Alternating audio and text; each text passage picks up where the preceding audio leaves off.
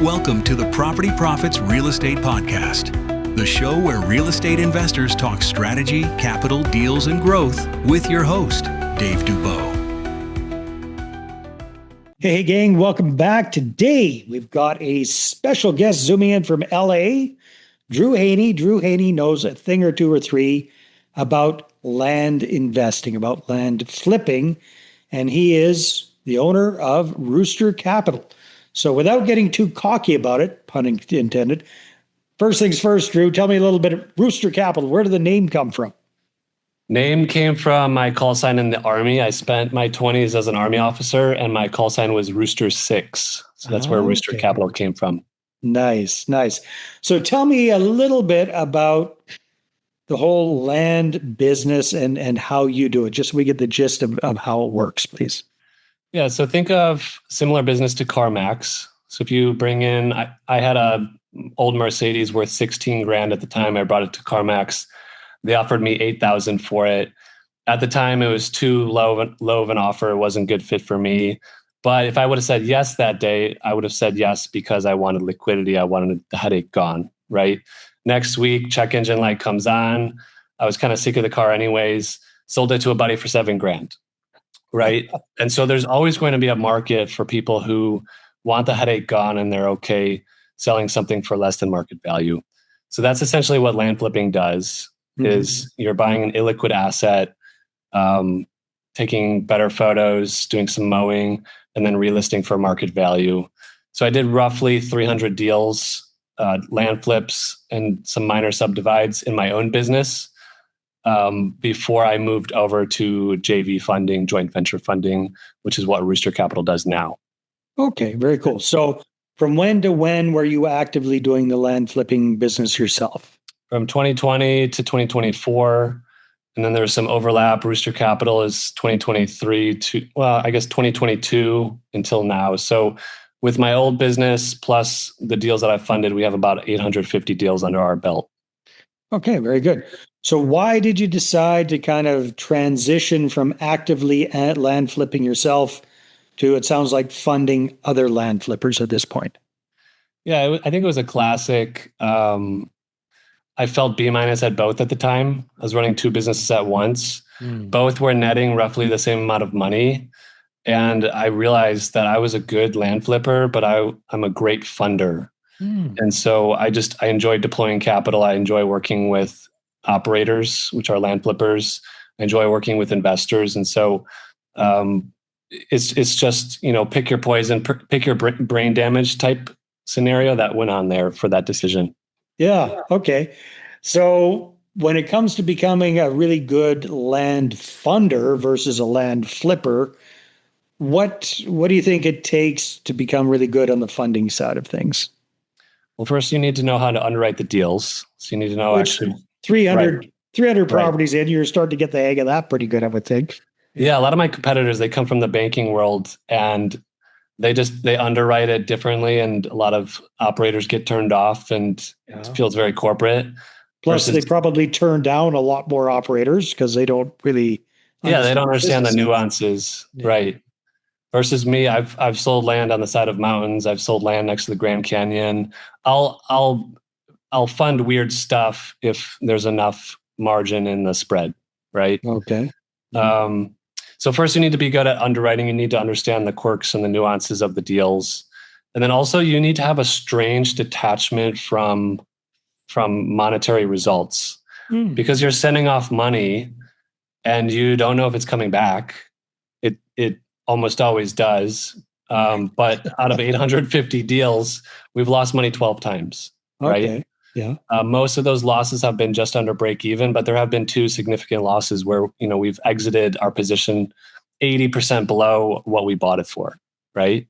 Wow. Okay. And so it's kind of a game of having a strange detachment from results and just looking at it from a numbers game.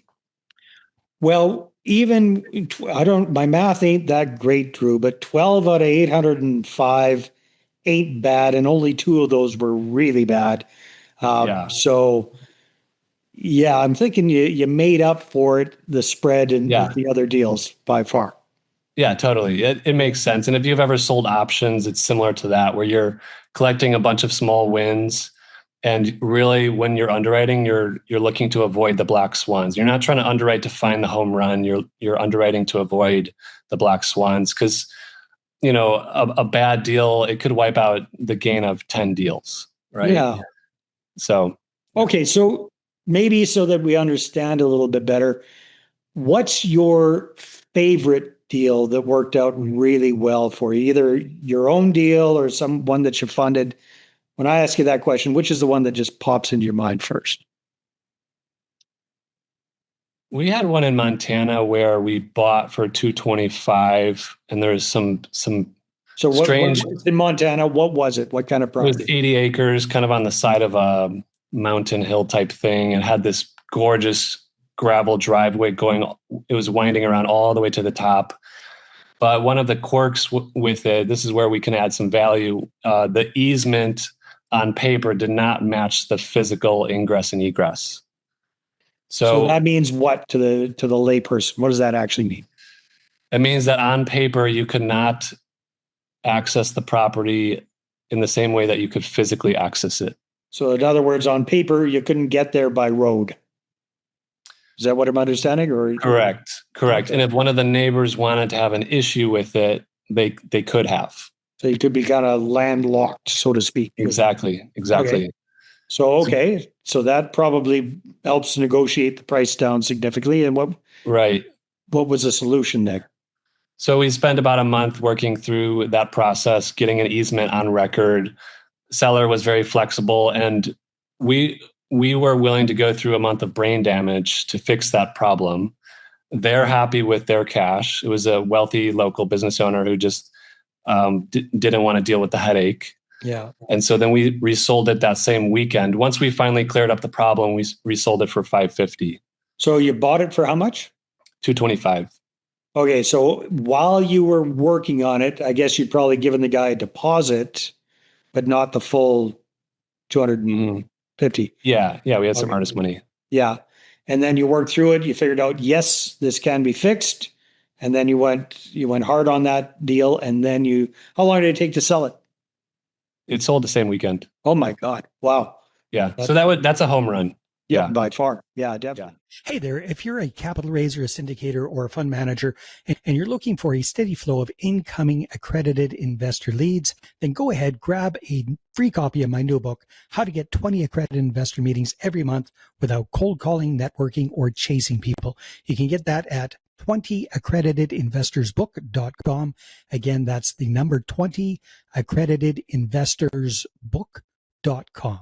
Two of them, the two that I funded, I didn't deal with any of the emotional heartache of it. So I'll go through the story, but it didn't really wear on me. The very first loss, actually in my own business, I only had one loss, and it was actually a hunting cabin in Mojave County, Arizona. We bought for 18, thought it was worth maybe 35-ish. And during the time we had it for sale, it was broken into 3 different times. Wow. And my sales manager lived nearby, so she would go to check up on the property, and she would always find it broken into. And it was just, it came to the point where it was stressing her out, and I didn't want her to be stressed out. So I told her, hey, just drop the price so low that we'll just get rid of it. I don't want you ineffective for the next few months because you're worried about the solar panels being stolen. And I think they stole some water gallon, like a water buffalo type thing. Yeah. So that's the one that comes to mind that kind of, I guess the stress was trickled up to my level. Got it. The other two I funded, one was a buy for $80,000. It was in Georgia, and it was 3 properties altogether. These were infill lots in Atlanta.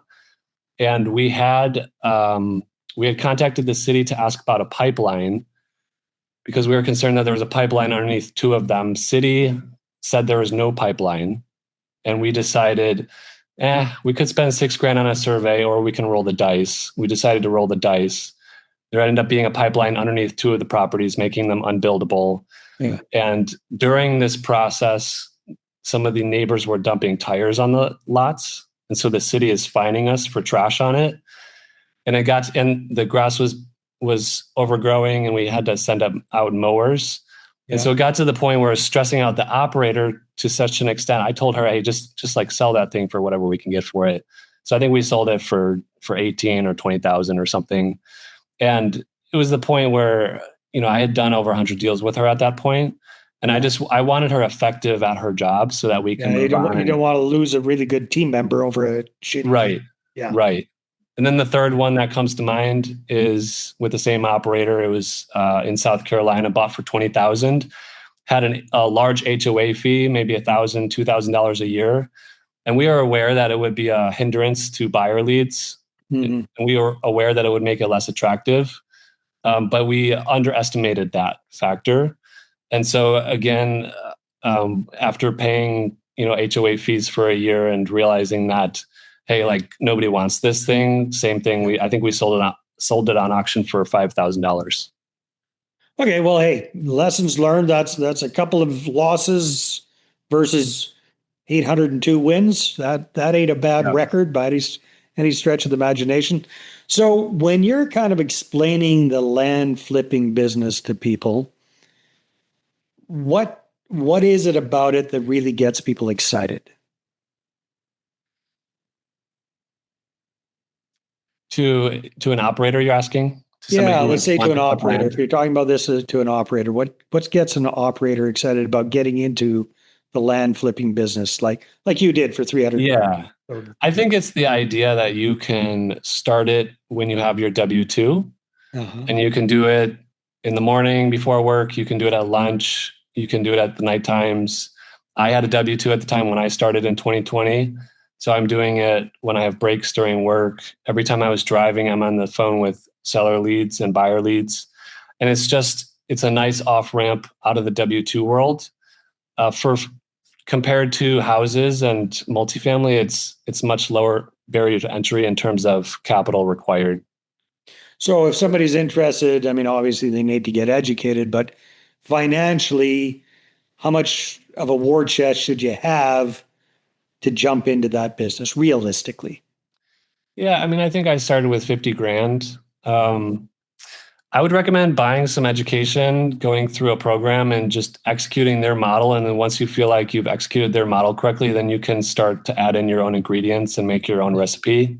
But if you want to put in more effort and you have no money or you don't want to spend money, you can reach out to landowners for free yourself. You can start cold calling yourself. You can use county records and skip trace for free and contact them yourself. It's just, you're going to trade your labor in order to save money up front. You can go to auctions and then what, do wholesale those deals to other land flippers or what?